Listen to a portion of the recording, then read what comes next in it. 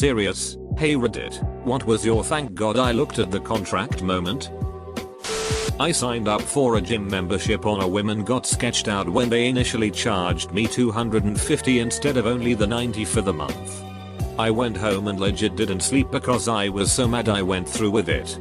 I called and asked the next day to see if I could cancel, and almost everyone I spoke to said either no, it was impossible, or only if I moved to an area that didn't have the gym. I checked the contract and you could cancel within the first 2 weeks, and I was only 3 days into the contract. You bet your ass I cancelled so fast. Edit, Lifetime Fitness. Landlord agreed to let me move out a month early since he wanted to lease the apartment to someone else. We had to sign new paperwork to let me out of the original lease and to make me agree to be out by an earlier date.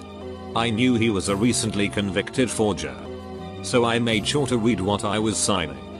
He'd added the condition that if anything fell through with the new tenant that I would still be on the hook for rent after I moved out. I called him out on it, and he said, oh yeah, I just added that part to protect myself. Then he stole my deposit. I still need to take him to court for that. Duck you, John. Edit, okay. You all convinced me. I've got a few more months before the statute of limitations is up. Just left him one final voicemail and will proceed with a civil case if I don't get my check by the end of this week. Went to buy a new phone for $200. The employee told me they were closing soon and asked if I could come back the next day to sign the paperwork. The $200 mysteriously changed to $300 while the document was sitting in a desk overnight. Called them out on it and got it from somewhere else. You should really consider buying your phones unlocked.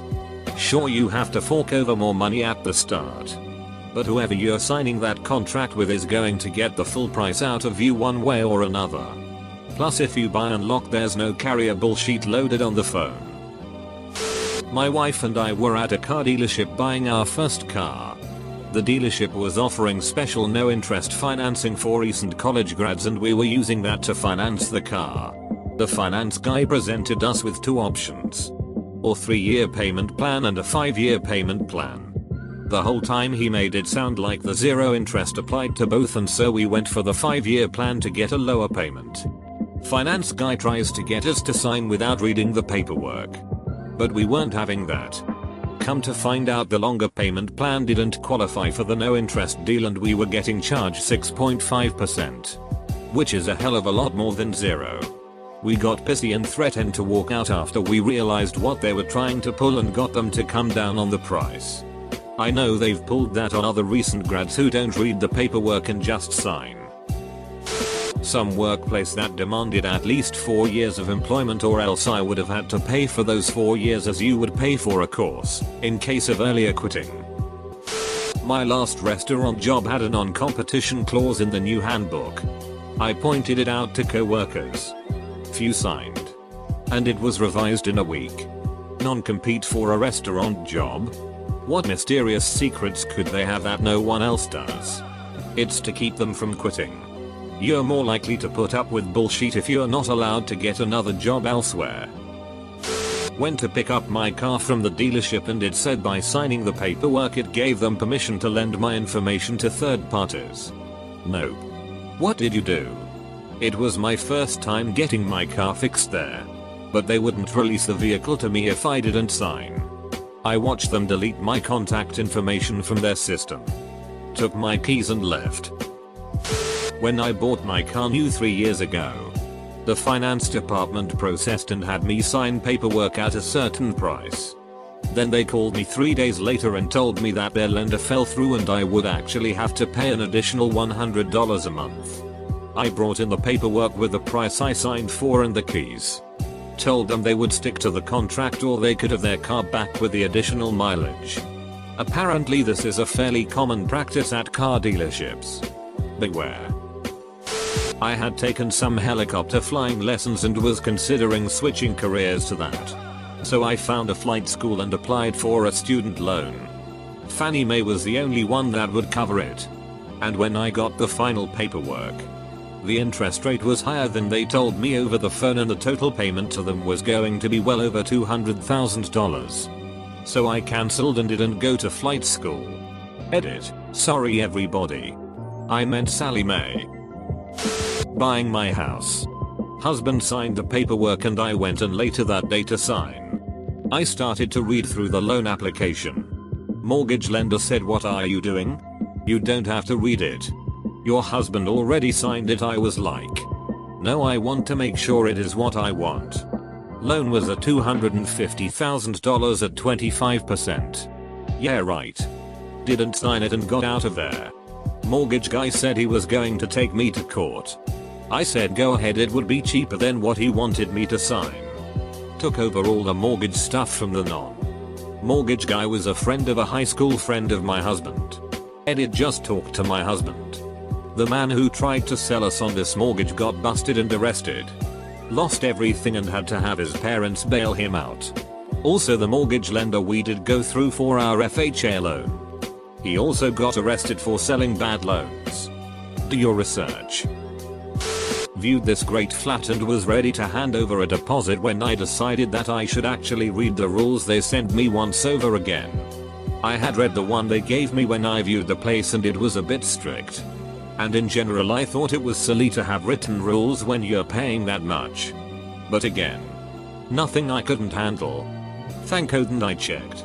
The rules listed in the email were completely different and included gems like, if you wish to bring a guest to the house, you must put forth a request in writing at least 1 week prior and must be approved by all members of the flat.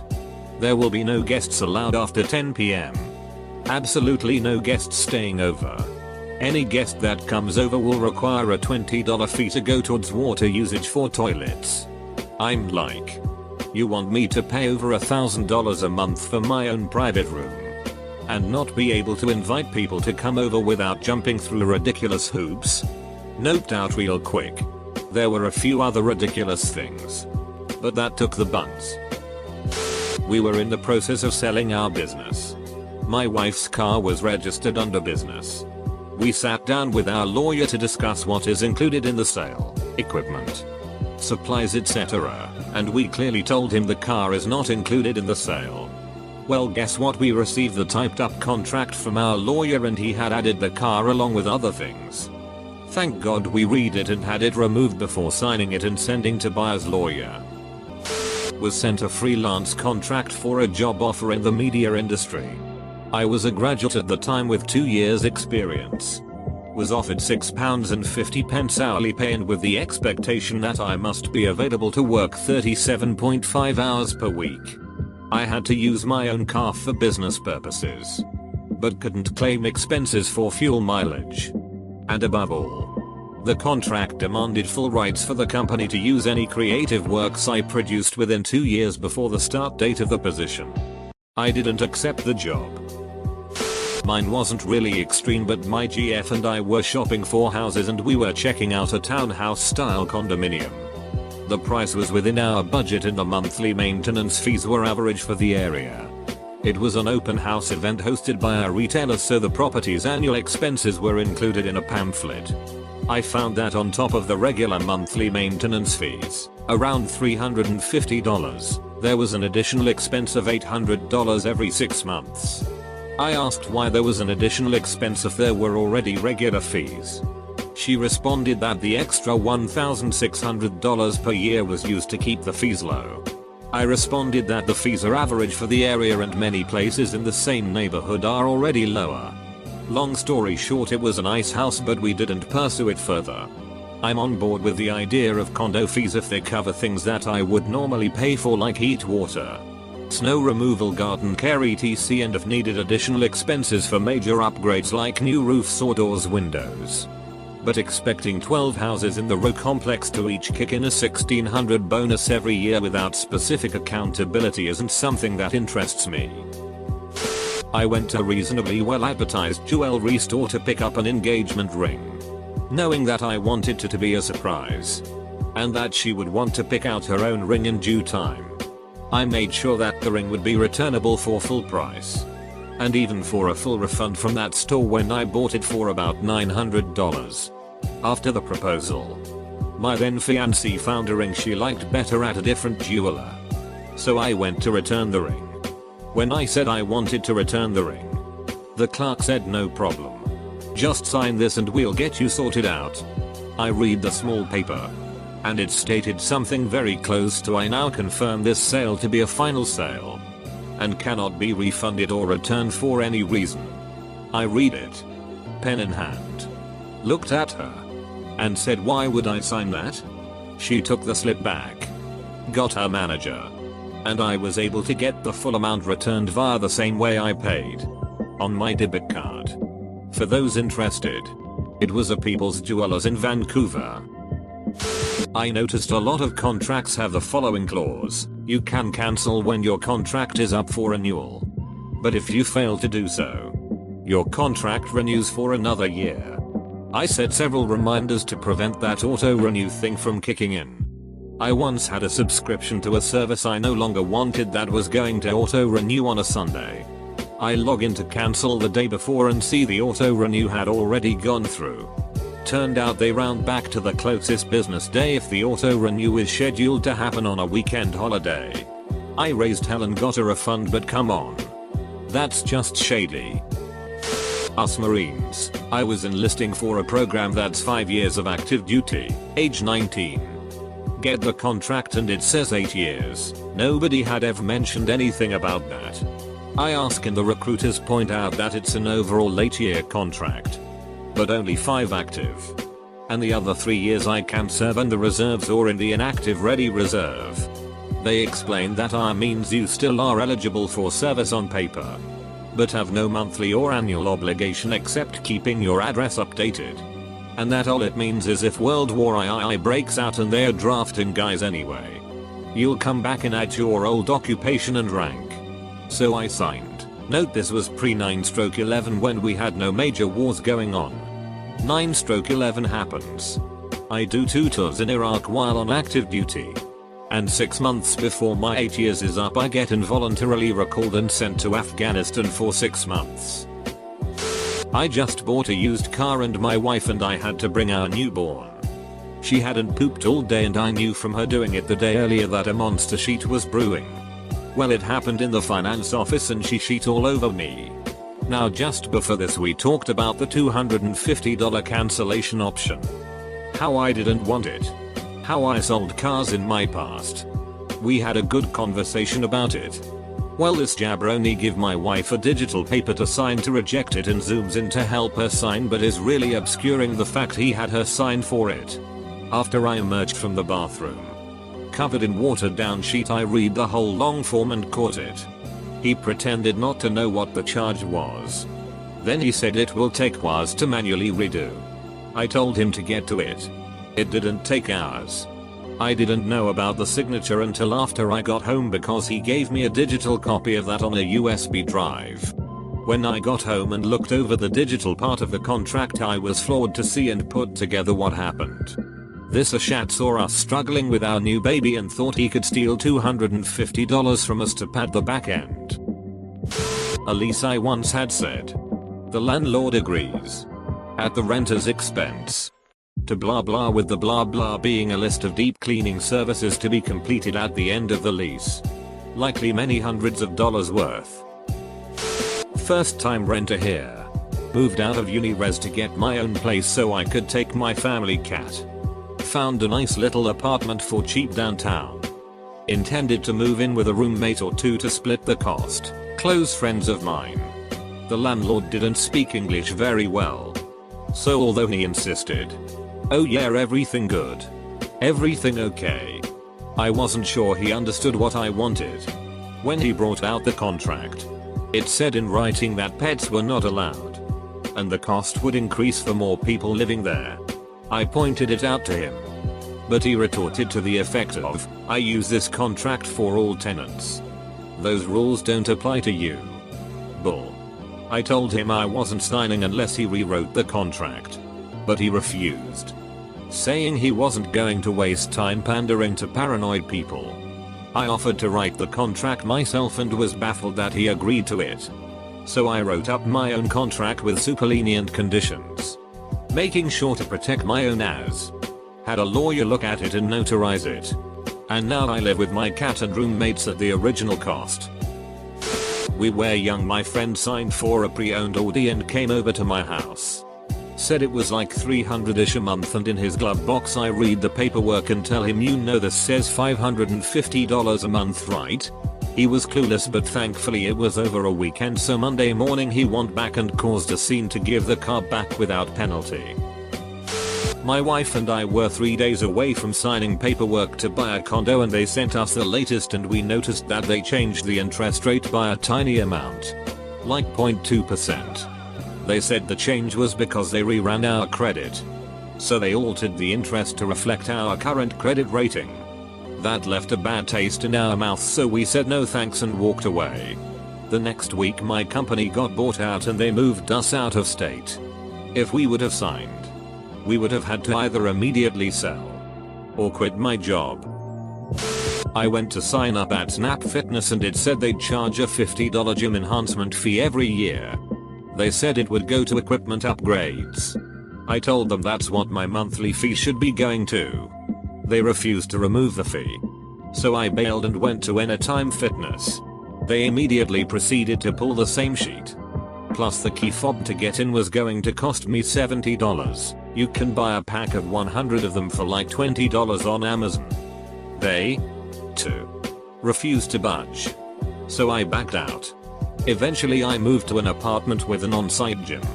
So that worked out for the better. Ad company I worked for bought by another. The handover included new contracts for all staff with the new owners. I went through every word. And glad I did. As one clause gave the new owners rights over any IP I had ever had. If I had a patent from before I even worked for the previous company, I was signing away all rights to it to the new owners without any compensation. This included if they have moved into a new area of business. So, if I suddenly got successful in another field outside of work time and nothing to do with their business, they were allowed to just start a new field of endeavor and take everything from me. I'm extra glad I did check. Because they later proved to be deceitful and dishonest. Kept on changing our salary payments. Super contributions. Accidentally forgetting to pay us. All sorts of stupid stuff. Recently, I just started a new job and the employee agreement said I wasn't eligible for overtime. But it was something I 100% confirmed I was eligible for. And it was in my job offer letter. I pointed it out on the spot and HR crossed it out and initialed it. She claimed she must have grabbed the wrong agreement by mistake. I hope there wasn't anything else in the agreement that didn't pertain to me. It did have a forced arbitration clause that I'm still unhappy about, but this job is just a stepping stone for me. We were getting ready to move from the US Midwest to one of the US Island territories back in 2000. We had 5 cell phones that I was going to have to cancel and I was looking at some hefty cancellation fees. Then I remembered a clause. Not in the contract. But that was printed on our bill a month or two earlier. Previously they had not charged per minute rates for calls if they were automatically forwarded from the cell number to another number. I had mine set up to transfer to my landline. The notice had 2 important points. First, they would now charge for the duration of the call even if it was forwarded. Second, if I didn't agree to those terms, I could terminate the contract with no penalties. Remembering that, I saw that saved me almost $1,000 in termination fees. I was prepared for a hassle when I contacted them. But the termination went smoothly.